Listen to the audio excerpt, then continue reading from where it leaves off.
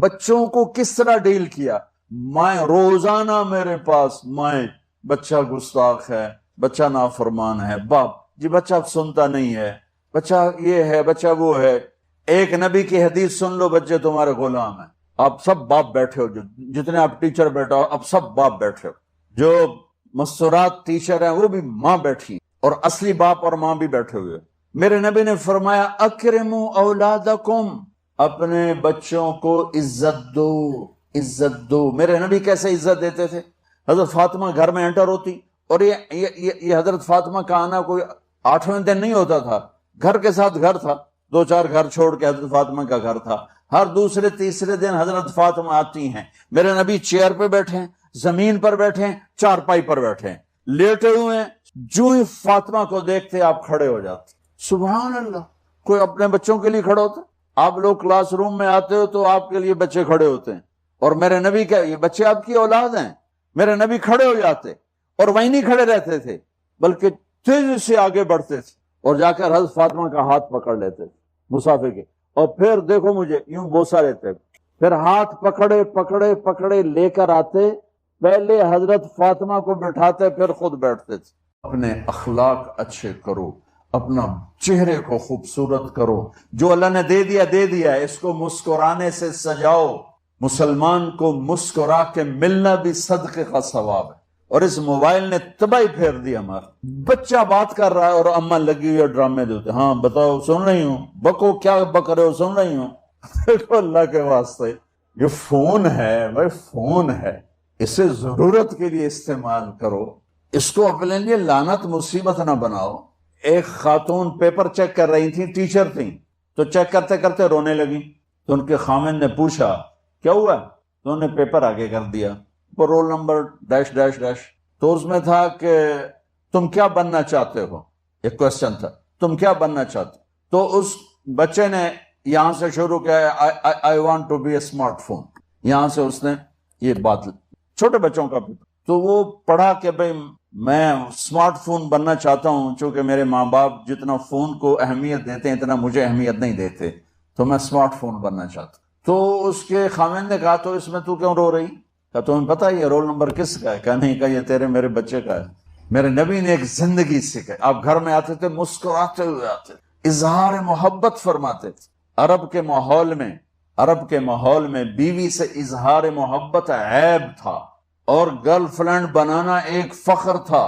آپ لوگ کٹھے پڑھتے ہو، اس لعنت سے بچو. باعزت آئے ہو، باعزت چلے جاؤ. اپنی شادیاں ماں باپ کی رائے سے کرو، ماں باپ کی دعائیں لے کر کرو، اپنے فیصلے خود مت کرو.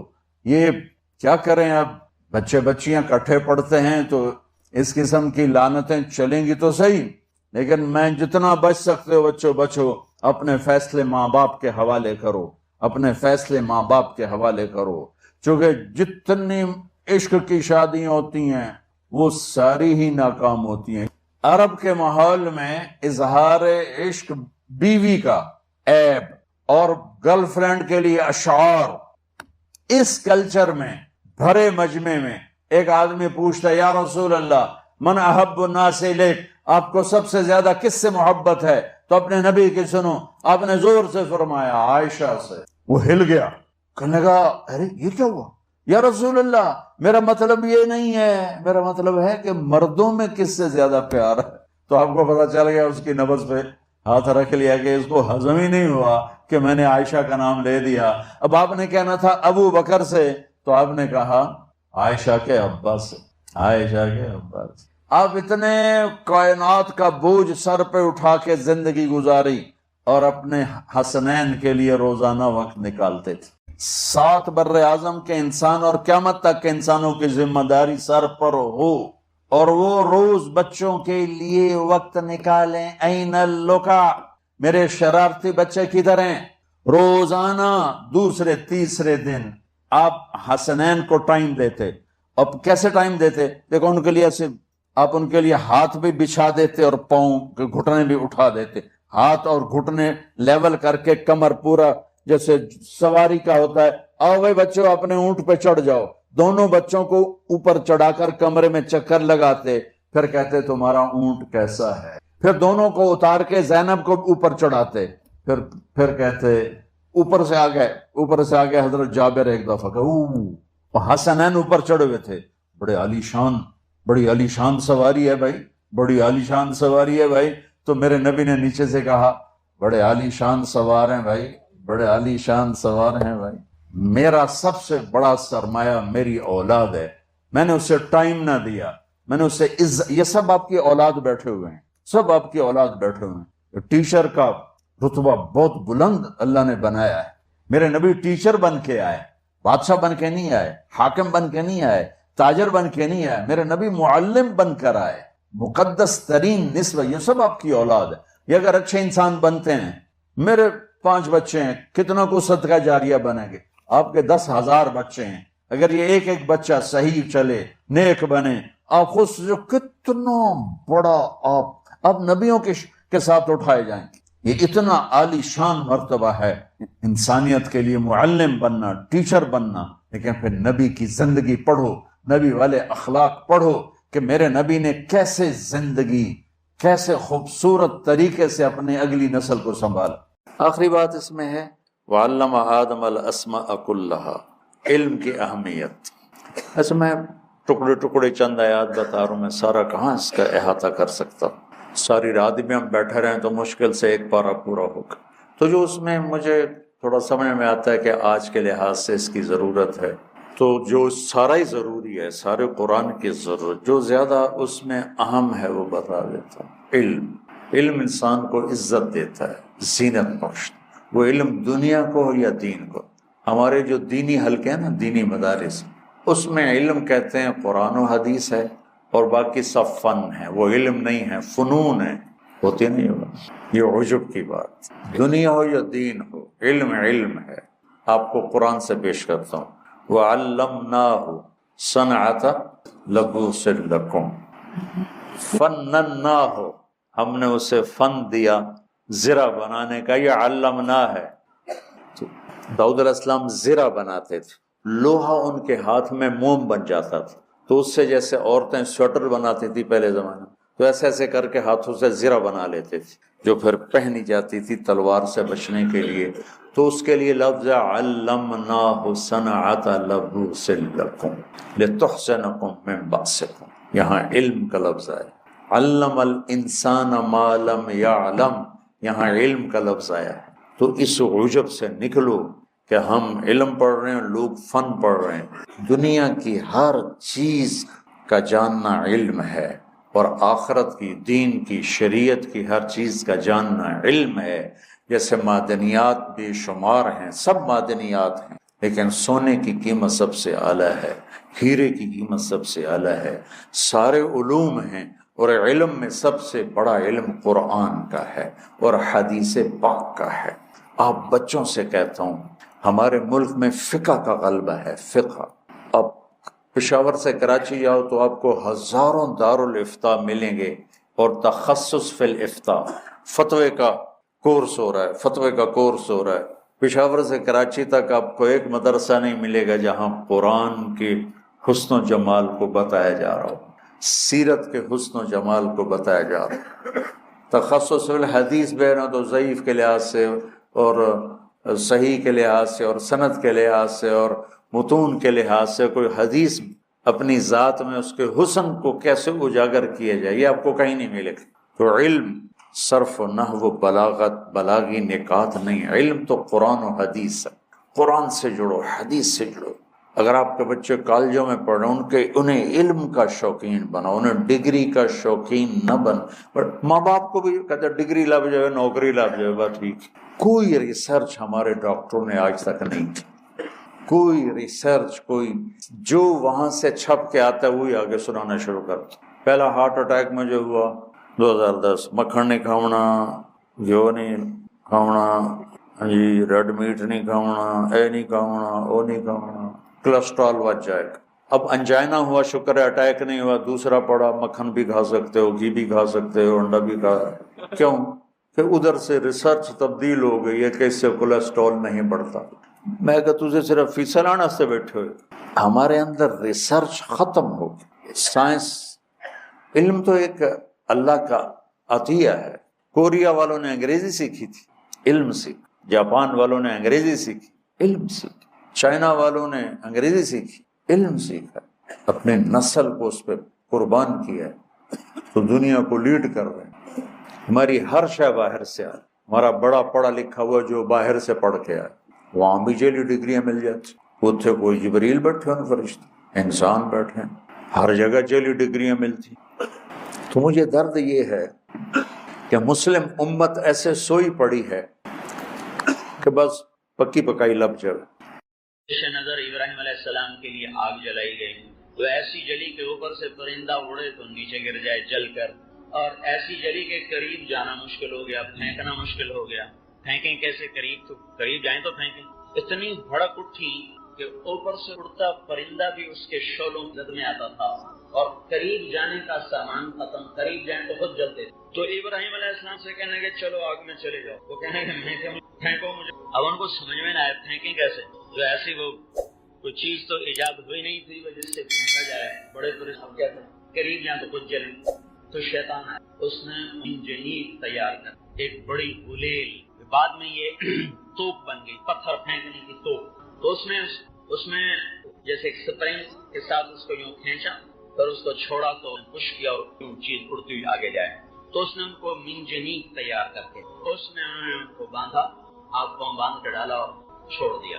اب سارے منتظر ہیں جو ہی آگ میں جائے گا نا جل کے ختم. لہذا آسمان کے فرشتوں میں بھی ہلچل ہے کہ یہ تو کام ہو گیا. انہوں نے بھی آج تک نہیں دیکھا کہ آگ کا جلا بچ جائے. آگ نے بھی آج تک نہیں دیکھا کہ میرے اندر آنے والا بچ جائے. انسانوں نے بھی, زمین آسمان نے بھی آج تک نہیں دیکھا کہ آگ کا جلا بچ. لہذا سب دم بخود, سب پہ سناٹا, سب حیران پریشان. یوں ابراہیم علیہ السلام اوپر اٹھے اور ادھر آ گیا جبرائیل, ادھر آ گیا پانی کا فرشتہ, اور یوں تینوں ہوا میں جا. اور ابراہیم علیہ السلام خاموش, کوئی زبان پہ. آخر جبرائیل نہ رہ سکے, کہنے لگے اللہ آپ کو ضرورت نہیں اس وقت میں, آپ کو ضرورت نہیں اس وقت میں, مطلب میں آپ کی مدد کروں. کہنے لگے اما الیک فلا اما الی, ضرورت مند تو ہوں پر تو بھی میرے جیسی مخلوق ہے, تیرا نہیں, اللہ کا محتاج, تیرا محتاج کوئی.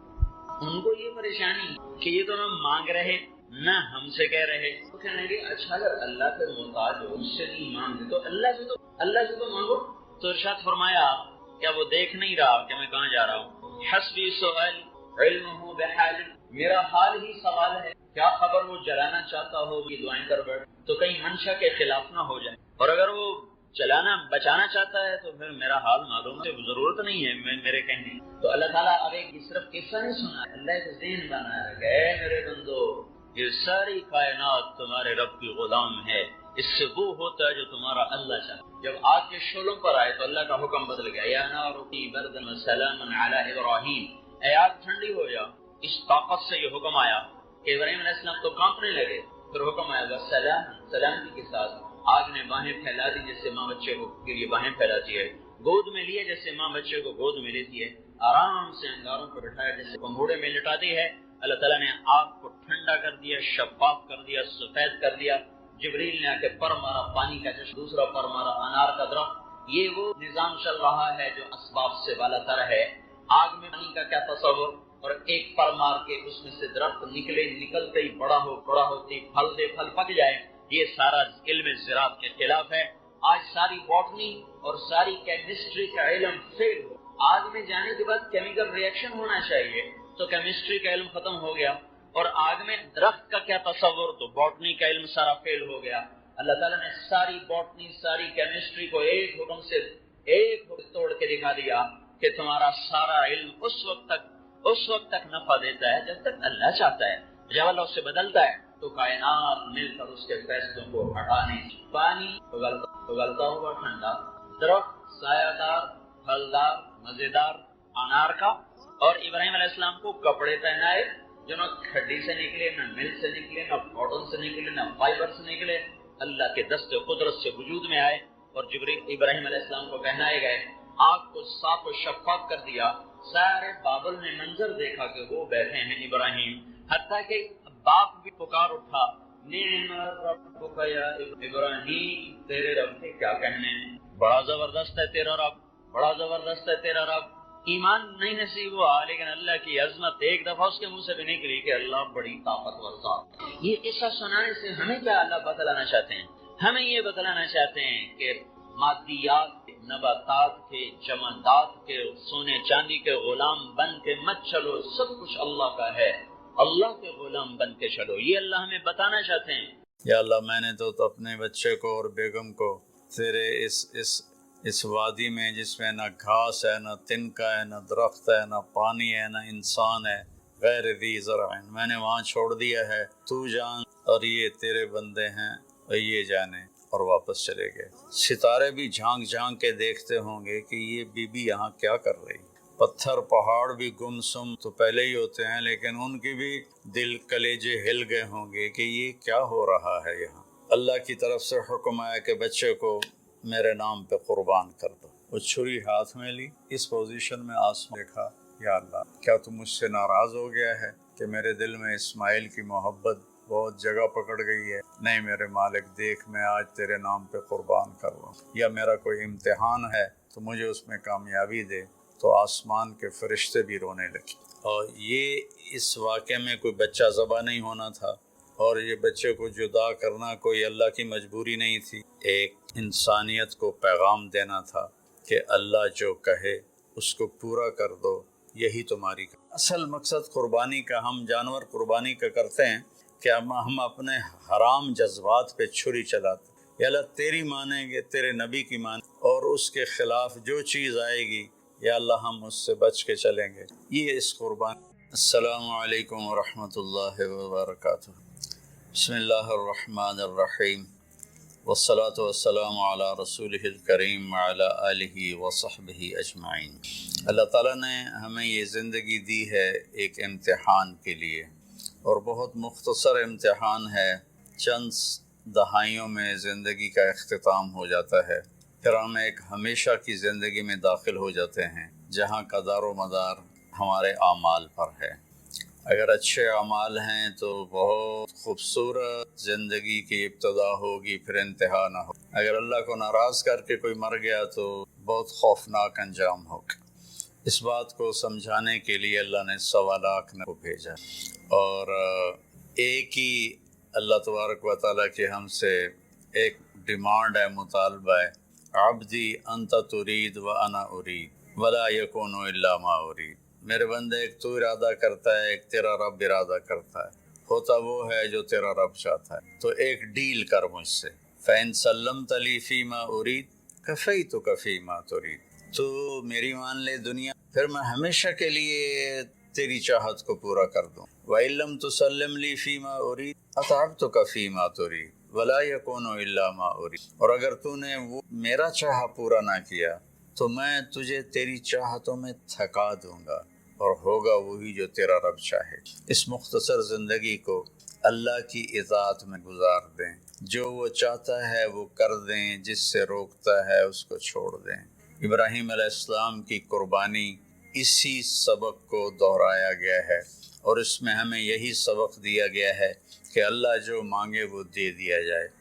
آپ اس سے اندازہ لگائیں کہ ابراہیم علیہ السلام رب حب لی من الصالحین دعا مانگتے مانگتے بوڑھے ہو گئے، اور تقریباً 84 یا 86 سال کی عمر میں اللہ نے حضرت ہاجرہ کے پیٹ سے اللہ تعالیٰ نے ان کو بیٹا دیا، جس کا نام انہوں نے اسماعیل رکھا۔ اور حضرت ابراہیم علیہ السلام کا مقام فلسطین ہے، وہاں آپ رہتے تھے۔ فلسطین اور مکہ تو اس وقت آباد ہی نہیں تھا، کالے پہاڑ تھے، نہ پانی، نہ سایہ، نہ درخت، نہ راستہ۔ تو اللہ کی قدرت ہے کہ یہ بچہ پہلی بیوی سے پیدا نہیں ہوا، جو تقریباً آپ کی، اگر حضرت ابراہیم علیہ السلام 84 کے تھے تو وہ 80 کی تھی، اس سے بیٹا نہیں دیا، اس سے بیٹا بعد میں دیا۔ اور نوجوان بیوی 20-22 سال کی حضرت ہاجرہ شاہ مصر کی بیٹی، اس کے ساتھ اس سے اللہ نے بیٹا دیا۔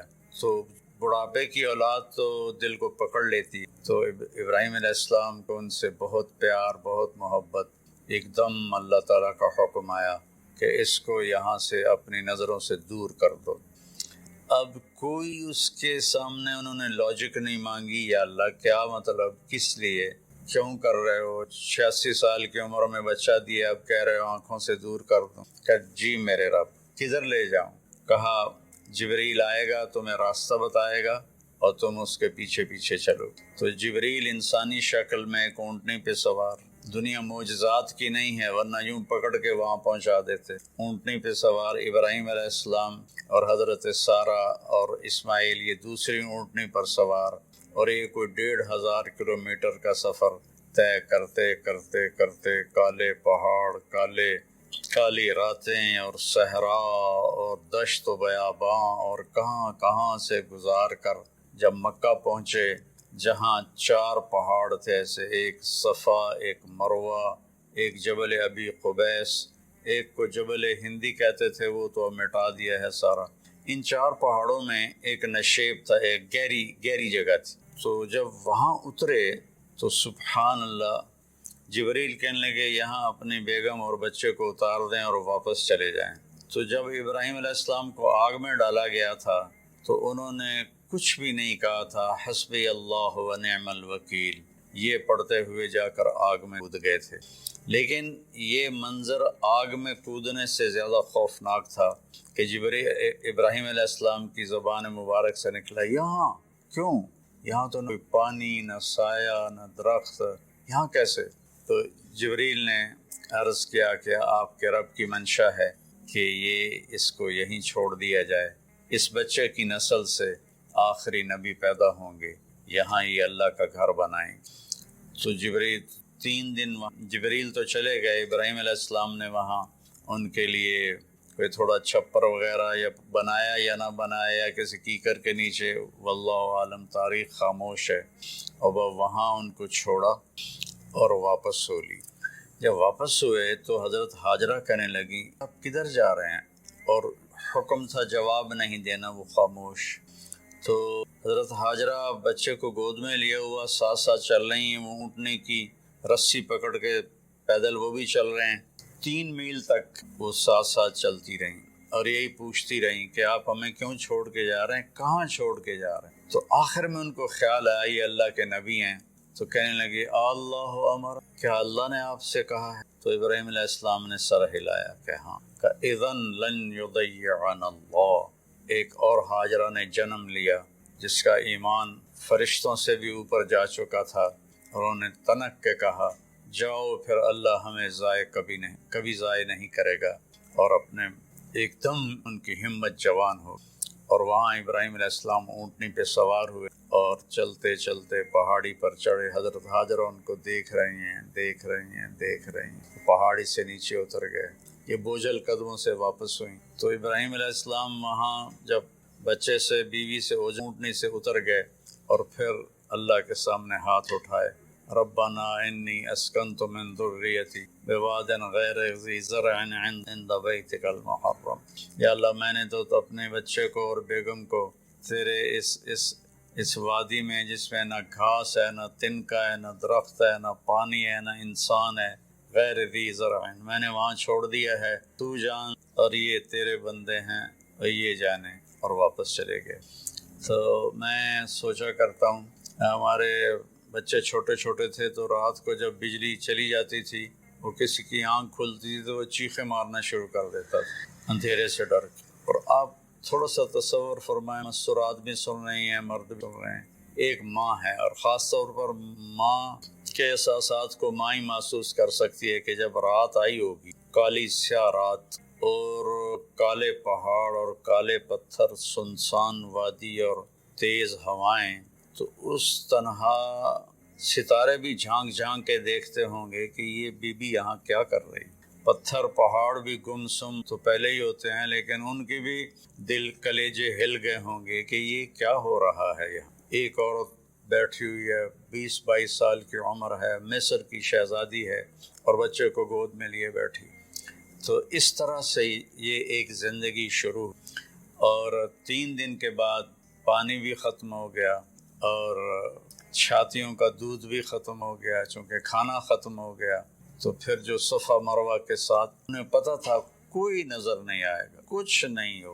صفا پہ چڑھی، ادھر دیکھا ادھر دیکھا، اونچے کوٹھے تے چڑھ دیکھا، ادھر دیکھا، کوئی نظر. پھر نیچے اتری، پھر جہاں بچہ نظروں سے غائب ہو گیا وہاں دوڑ لگائی، اور پھر مروہ پہ چڑھی آج ہم سیدھا ایئر کنڈیشن وہاں انہوں نے ہال بنا گیلری بنا دیا ہے، لیکن ہم چلتے چلتے تھک جاتے ہیں. وہ پتھروں سے ٹکراتی ہوئی اور کانٹوں سے الجھتی ہوئی، کبھی صفا کبھی مروہ، کبھی صفا کبھی مروہ، 7 چکر لگائے. شکر ہے وہ 7 پر ہی تھک کے بیٹھ گئیں. زیادہ لگاتی تو شاید کوئی صفا مروہ کے صحیح کر بھی نہ سکتا. تو پھر وہ گر گئیں اور بے بسی سے اپنے بچے کی طرف نظریں دوڑائیں کہ وہ نہیں چاہتی تھیں کہ بچہ میری گود میں مرے، تو میں یہاں مر جاؤں وہ وہاں مر جائے. لیکن وہاں ایک نوجوان کو دیکھا تو پھر ممتا زندہ ہو گئی. انہوں نے اپنی پوری طاقت کو جمع کر کے دوڑ لگائی. جب وہاں پہنچی تو نوجوان تو غائب ہو چکا تھا، وہ جبریل تھے انسانی شکل میں. انہوں نے پر مارا اور وہاں سے پانی کا چشمہ نکلا. دنیا کا سب سے زیادہ چلنے والا کنواں ہے زمزم، اور آج تک اس کے پانی کا سورس معلوم نہیں، یہ پانی آتا کہاں سے ہے. تو اس طرح اسماعیل علیہ السلام پروان چڑھے، اور پھر میرے رب کا دوسرا حکم آ گیا کہ اللہ کی طرف سے حکم آیا کہ بچے کو میرے نام پہ قربان کر دو. اب ایک بوڑھا باپ جس کو 86 سال کی 84 سال کی عمر میں بچہ میں فلما بلغ معه السعی، جب وہ دوڑنے بھاگنے لگ گیا، 5-6 سال کے ہو گئے ہوں گے، تو اس عمر میں تو بچے کا تصور آنکھوں میں بس جاتا ہے، دل میں بس جاتا ہے. اللہ نے کہا جاؤ ذبح کر دو. تو فلسطین سے چھری اٹھا کر چلنا اور مکے تک پہنچنا اور ہر قدم پہ سوچنا کیا بنے گا، میں کیسے کروں گا. 90 سال عمر ہو چکی ہے. 90 سال میں تو اعضاء کمزور ہوتے ہیں، اور مرغی کو ذبح کرنا بھی مشکل نظر آتا ہے. جائے کہ بچے کو ذبح کرنا. تشریف لے گئے، بچے کو تیار کروایا اور مینا کی طرف تشریف لے گئے. وہاں 3 جگہ شیطان آیا، اس کو کنکر مارے. اور جب ایک تنگ سی جگہ تھی وہاں پہنچے تو کہنے لگے بیٹے انی ارا فی المنام انی اذبحک فانظر ماذا تری، بیٹا میں تجھے خواب میں دیکھتا ہوں، میں تمہیں ذبح کر رہا ہوں، اور نبی کا خواب صحیح ہوتا ہے، تمہاری کیا رائے ہے. تو رائے پوچھنے کا مطلب یہ نہیں تھا کہ وہ ہاں کرے گا تو کر دوں گا، نہ کرے گا تو نہیں کروں گا. مطلب یہ تھا کہ ہاں کرے گا تو آسانی سے ہوگا، نہ کرے گا تو تھوڑا تردد، تھوڑی کوشش کر کے پھر ذبح کروں گا. آگے وہ نسل بھی ابراہیم علیہ السلام کے تھے. کہنے لگے یا ابت افعل، یا ابت افعل، یا ابت ففعل، نہیں یا ابت وفعل، یا ابت افعل ستجدنی انشاء اللہ من الصابرین. میرے بابا، میرے ابا، میرے باپ جلدی کر، یا ابت افعل، اس سے مطلب نکلتا ہے جلدی کر، اللہ کے حکم میں دیر کیوں کر رہا ہے. ستجدنی انشاء اللہ من الصابرین، آپ مجھے صبر کرنے والا پائیں گے انشاءاللہ. تو پھر کہنے لگے میرے ہاتھ پاؤں باندھ دو، آپ کو تکلیف نہ ہو میرے ہاتھ پاؤں کی حرکت سے، اور دوسرا مجھے الٹا لیٹا دو تاکہ آپ آنکھوں سے آنکھیں ٹکرائیں تو آپ کا ہاتھ نہ کانپ جائے. اور پھر اپنا کرتا اتارا اور کہا یہ کرتا میری ماں کو دے دینا کہ جب میری یاد آئے گی میرے کرتے کو دیکھ کے تسلی پا لے گی، اور آپ نے مجھے یہیں دفن کر دینا ہے. اور یہ کہہ کر انہوں نے ہاتھ پاؤں باندھے اور ان کو الٹا لٹایا، اپنی آنکھوں پہ پٹی باندھی اور ان کی کمر پہ گھٹنا رکھا، سر کے بال پکڑ کے اوپر اٹھائی گردن، وہ چھری ہاتھ میں لی. اس پوزیشن میں آسمان، یا اللہ کیا تو مجھ سے ناراض ہو گیا ہے کہ میرے دل میں اسماعیل کی محبت بہت جگہ پکڑ گئی ہے؟ نہیں میرے مالک، دیکھ میں آج تیرے نام پہ قربان کر رہا ہوں، یا میرا کوئی امتحان ہے تو مجھے اس میں کامیابی دے. تو آسمان کے فرشتے بھی رونے لگے. 2 دفعہ آسمان کے فرشتے روئے ہیں. ایک جب ابراہیم علیہ السلام کے ہاتھ میں چھری تھی اور اسماعیل کی گردن ایسے اوپر اٹھی ہوئی تھی، اور ایک دفعہ جب طائف میں ہمارے نبی کو پتھر پڑے اور آپ بے ہوش ہو کے گر گئے، تو ایک اس وقت سارے آسمان کے فرشتے روئے. یہ کہ اگر اللہ اکبر کہہ کے چھری چلا دی. اللہ نے چھری کو حکم دیا نہیں چلنا، وہ نہیں چلی. دوبارہ چلائی، نہیں چلی. سوارہ چلائی، نہیں چلی. پھر گئے اور ایک پتھر پہ اس کو تیز کیا، تیز کر کے آئے تو پھر اللہ نے کہا کہ بس اب میرے ابراہیم نے میرا حکم پورا کر کے دکھا دیا. جبریل جنت سے ایک چھترا لے کر جاؤ اور اسماعیل کو نکال لو اور اس کو ڈال دو. تو وہ تو پٹی باندھی ہوئی تھی، تو انہوں نے جب کہ اللہ اکبر تو چھری چل گئی. تو ان کو تو سمجھ میں آیا کہ جیسے اسماعیل ذبح ہو گئے، لیکن آنکھوں سے پٹی کھولی تو جبریل بھی کھڑے تھے اور اسماعیل بھی کھڑے تھے، اور اللہ کا کلام اترا، قد صدقت الرؤیا ابراہیم قد صدقت الرؤیا انا کذالک نجزی المحسنین، کہ اے ابراہیم تو نے میرے حکم کو پورا کیا، تو نے اپنے خواب کو سچا کیا، ہم ایسے ہی نیکی کرنے والوں کو اچھا بدلہ دیتے ہیں۔ اور یہ اس واقعے میں کوئی بچہ ذبح نہیں ہونا تھا، اور یہ بچے کو جدا کرنا کوئی اللہ کی مجبوری نہیں تھی، ایک انسانیت کو پیغام دینا تھا کہ اللہ جو کہے اس کو پورا کر دو، یہی تمہاری کامیابی ہے۔ ہمارے زمانے میں کامیابی کا مفہوم بدل گیا ہے کہ پیسہ ہو اور دولت ہو، شہرت ہو، عزت ہو، بڑی بڑی گاڑیاں ہوں، بڑے بڑے گھر ہوں۔ میرے رب کی قسم، اللہ نے نہ ان میں عزت رکھی ہے، نہ ان میں سکون رکھا ہے، نہ ان میں کامیابی رکھی ہے۔ اللہ تعالیٰ کی مان کے چلتے ہوئے وہ گدھے پہ سوار ہو یا مرسڈیز پہ سوار ہو، وہ پرسکون، اور اللہ کی نہ مان کے وہ سونے کی کار بھی، گاڑی بھی بنوا لے، سونے کا بیڈ روم بنوا لے، اس کو سکون نہیں ملے گا۔ میرے رب نے ہم سے یہ ایک بات مانگی کہ میری ماں۔ یہ چھری اللہ نے ابراہیم علیہ السلام کے ذریعے اسماعیل پہ چلوائی اور اس کو چلنے سے روک دیا۔ پھر یہ چھری حضرت عبداللہ کے گردن پہ چلنے لگی، میرے نبی کے والد محترم رضی اللہ عنہ۔ اللہ نے چھری کو وہاں سے ہٹا دیا اور چھری کو نہیں چلنے دیا، لیکن چھری نے چلنا ضرور تھا جب اہل بیت کی باری آئی اور میرے نبی کے لاڈلے کی باری آئی۔ حسین منی و انا منہ، حسین منی و انا منہ، حسین منی و انا منہ، حسین مجھ سے ہے، میں حسین سے ہوں، حسین مجھ سے ہے، میں حسین سے ہوں، حسین مجھ سے ہے، میں حسین سے ہوں۔ اور آپ ان کو ایسے اپنے پاؤں پر کھڑا کر کے جھولا جھلا رہے تھے اور فرما رہے تھے اسعد المرتقی، اوپر چڑھو اوپر۔ وہ ایسے ڈولتے ڈولتے اوپر آ رہے تھے، یہاں تک آئے، یہاں تک آئے، یہاں تک آئے۔ جب یہاں تک آئے میرے نبی ایسے ہو گئے اور ان کو یہاں سینے پر کھڑا کر لیا، دونوں ہاتھ فکس کر کے ان کو دیکھا اور پیار کیا اور کہا اے اللہ، میں حسین سے محبت کرتا ہوں، پیار کرتا ہوں، تو بھی اس سے پیار فرما۔ تو جب حسین کی باری آئی تو چھری اکیلے حسین علیہ السلام پہ نہیں چلی، ساری آل پہ چل گئی۔ 17 نوجوان آل رسول کی گردنیں کٹ کے نیزوں پہ چڑھ گئی کہ میں رنگ لاتی ہے حنا پتھر پہ کس جانے کے بعد، کہ اور وہ یہاں تک ہمیں نہیں آزمایا جائے گا، وہ تو بڑے لوگ تھے۔ تو منشا خداوندی یہ ہے کہ ہم اس کی مان کر چلیں۔ اس امت میں پھر اللہ تعالیٰ نے ہمیں دکھایا کہ میرے نبی کے صحابہ نے کیسے قربانیاں دی۔ حضرت حبیب بن زید رضی اللہ عنہ کو آپ نے مسلمہ کذاب، مسلمہ جھوٹا نبی تھا، اس کے پاس بھیجا کہ توبہ کرو اور میرے اوپر ایمان۔ تو انہوں نے حبیب بن زید کو پکڑ لیا، کہنے لگا تم گواہی دیتے ہو محمد اللہ کا رسول ہے؟ کہنے لگا ہاں میں گواہی دیتا ہوں۔ کہنے لگے تم گواہی دیتے ہو میں اللہ کا رسول؟ کہنے لگے مجھے سنائی نہیں دیتا۔ تو اس نے ایک ہاتھ کاٹ دی۔ پھر کہنے لگا تم گواہی دیتے ہو محمد اللہ کے رسول ہیں؟ کہنے لگے ہاں میں گواہی دیتا ہوں، محمد اللہ کا رسول ہیں صلی اللہ علیہ وسلم۔ کہا تم گواہی دیتے ہو کہ میں اللہ کا رسول ہوں؟ کہا مجھے سنائی نہیں دیتا۔ اس نے دوسرا ہاتھ کاٹ دی۔ پھر کہنے لگا تم گواہی دیتے ہو محمد اللہ کا رسول؟ کہا ہاں۔ کہا تم گواہی دیتے ہو میں اللہ کا رسول ہوں؟ کہا مجھے سنتا نہیں۔ انہیں ایک پاؤں کاٹ دی۔ پھر اس نے کہا تم گواہی دیتے ہو محمد اللہ کے رسول ہیں؟ کہنے لگے ہاں۔ تم گواہی دیتے ہو میں اللہ کا رسول ہوں؟ کہنے لگے سنائی نہیں دیتا۔ تو اس نے دوسرا پاؤں بھی، دونوں ہاتھ کاٹ دیے، دونوں پاؤں کاٹ دیے۔ پھر کہنے لگا بتاؤ تم میری رسالت کی گواہی دو۔ کہا میں سنتا نہیں۔ تو گوشت کی بوٹی اتار دی۔ پھر کہا تم کہو میں اللہ کا رسول ہوں۔ کہا مجھے سنتا نہیں۔ گوشت کی بوٹی اتار دی۔ کرتے کرتے کرتے پورا گوشت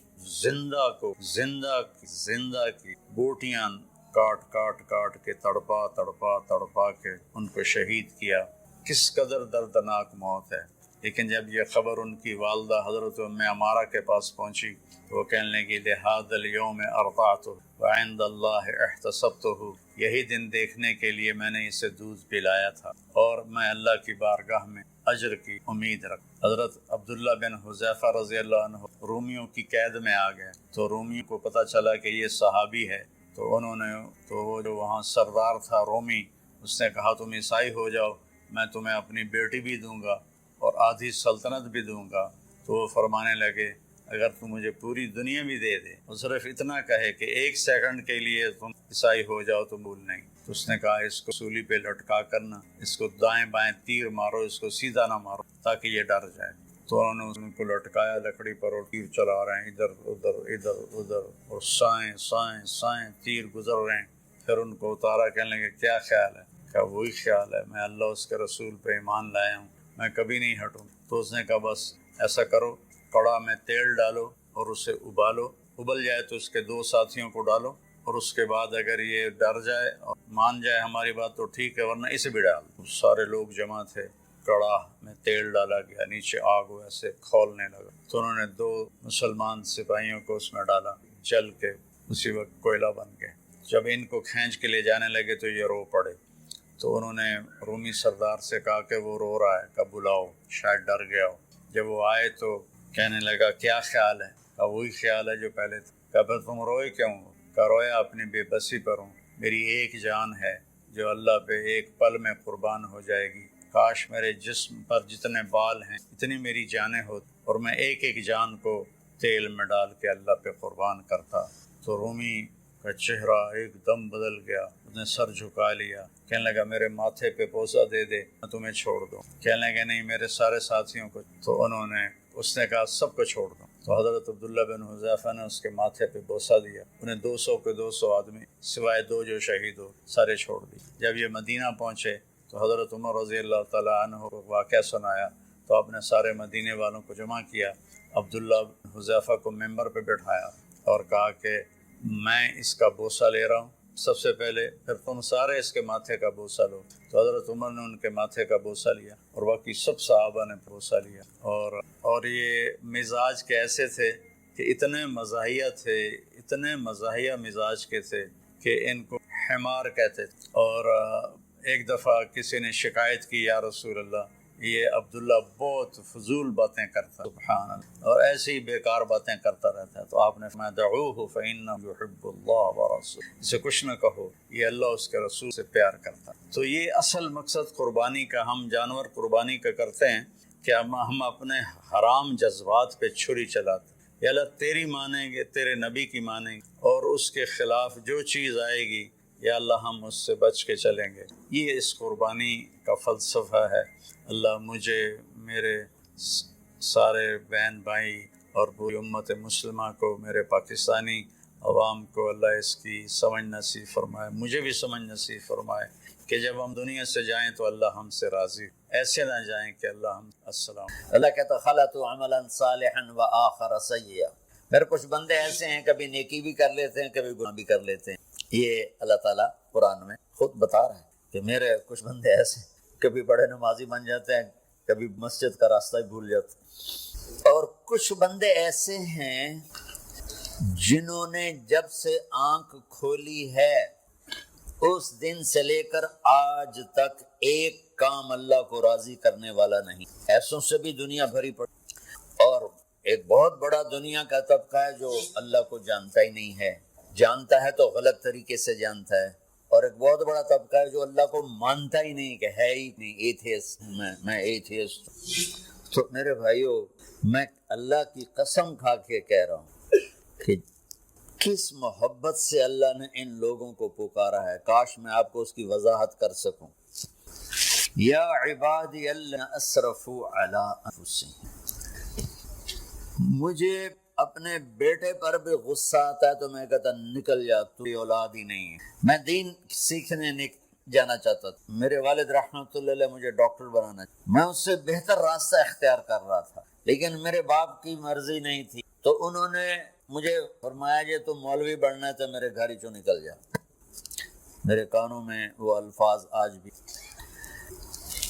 وہ میرے خالق نہیں تھے، میرے والد. خالق تو میرا اللہ ہے، اور میں اللہ کی فرما برداری کا ایک کام نہیں کرتا ہوں. اللہ کی فرما برداری کا ایک کام نہیں کرتی مرد عورت. ٹھیک، تو اللہ کو غصہ اس حساب سے آنا چاہیے کہ بدبخت ہو، بے غیرت ہو، شرم نہیں ہے، دونوں ڈوب کے مر جاؤ. میں قربان. اللہ کہتا ہے یا عبادی، او میرے بندے. یہ پتہ کن کو کہہ رہا ہے؟ جو تبلیغ کرتے ہیں، جو علم پڑھتے ہیں، جو یہ بچے کی طرح مصلی پہ نماز پڑھاتے ہیں، جو میری طرح ممبر پہ بیٹھ کے دین بیان کرتے ہیں، جو راتوں کو اٹھ کے تہجد پڑھتے ہیں، میرے بندے۔ آپ نے دیکھا وہ شہد ایک دھار بناتا ہے، ٹپکتا ہوا نیچے آتا ہے نا، اللہ کی قسم اس آیت سے اللہ کی محبت کا شہد یوں نکلتا نظر آتا۔ یا عباد، اللہ کو کہنا تھا اوے نافرمانو، کہنا یہ چاہیے تھا جو آگے لفظ میں بتاؤں گا نا، پھر آپ کو خود بخود میری بات واضح ہو جائے گی۔ اوے نافرمانو بے غیرتو، میرا اللہ کہہ رہا ہے یا عبادی، یہ بھی ایک لہجہ ہے نا، یا عبادی۔ او بھائی گل سنو، ایک لہجہ بھائی، سب حضرات توجہ فرمائیں، کتنا فرق پڑ گیا ہے۔ پہلے لہجے میں بدتمیزی، دوسرے لہجے میں آپ سب کا احترام تھا۔ میرا رب تو بے نیاز ہے، اس سے ہماری کیا ضرورت ہے، سارے آسمان سجدے سے بھرے پڑے ہیں، فرشتے مکدے ہی نہیں۔ پھر وہ ہمیں یا ایھا الناس نہیں کہتا، اوے لوگو، یا ایھا الناس، اوے لوگو، یا عبادی، او میرے بندے۔ یا عبادی سے یوں لگتا ہے جیسے اللہ آگے بڑے رابعہ بصری جیسی عورتیں اور جنید بغدادی جیسے مردوں سے اللہ بات کرنے لگا ہے۔ 3 لفظ، اسرف علی انفسہم، وہ بندے جنہوں نے جب سے آنکھ کھولی ہے ایک دفعہ بھی مجھے خوش کرنے کا کام نہیں کیا، آ جاؤ تم بھی میرے۔ اللہ نے ایسے باہیں پھیلا دی اپنی رحمت کی۔ یا عباد، تقوی والے نہیں کہا، روزے والے نہیں کہا، پردے والی عورتوں نہیں کہا، حلال کم والے، تہجد پڑھنے والے، علم پڑھنے والے۔ اعلیٰ کا مطلب یہاں بہت طاقتور ہے، عربی کے حرفوں کا بھی مطلب ہوتا ہے۔ اعلیٰ کا یہاں مطلب ہے، آپ نے اس ممبر کو کور کیا ہوا کپڑے کے ساتھ، کہیں سے نظر آ رہا ہے؟ بولو، کہیں سے نظر آ رہا ہے؟ اس کو اعلیٰ کہتے ہیں۔ اللہ کیا کہہ رہا ہے کہ جنہوں نے اتنے گناہ کیے ہیں کہ ان کا جسم گناہوں میں ڈوب گیا ہے، وہ نظر ہی نہیں آتا ہے، صرف اوپر گناہ نظر آ رہے ہیں، نافرمانیاں نظر آ رہی ہیں، ان کا اپنا وجود اس میں نظر ہی نہیں آ رہا۔ اللہ کہہ رہا ہے یا عباد، تم میرے ہی ہو، آ جاؤ۔ بتاؤ ایسے مہربان رب سے بغاوت کرنا ہے کوئی غیرت کی بات؟ چند روزہ زندگی کے پیچھے، چند ٹکوں کے پیچھے، چند پیسوں کے پیچھے، یا عباد۔ ایک اور حدیث آپ کی برکت سے یاد آئی بڑے زمانے کے بعد، اور وہ بھی یاد آئی بیچ میں سناؤں گا بعد میں۔ اے داؤد لو یعلمون المؤمنون عنی، داؤد علیہ السلام، اگر ان میرے نافرمانوں کو پتہ چل جائے نا میں ان سے کتنا پیار کرتا ہوں، ان کے کلیجے پھٹ جائیں۔ اگر ان نافرمانوں کو پتہ چل جائے کہ میں ان سے کتنا پیار کرتا ہوں، ان کے کلیجے پھٹ جائیں۔ داؤد جب نافرمانوں سے اتنا پیار کرتا تو فرمان برداروں سے کتنا کرتا۔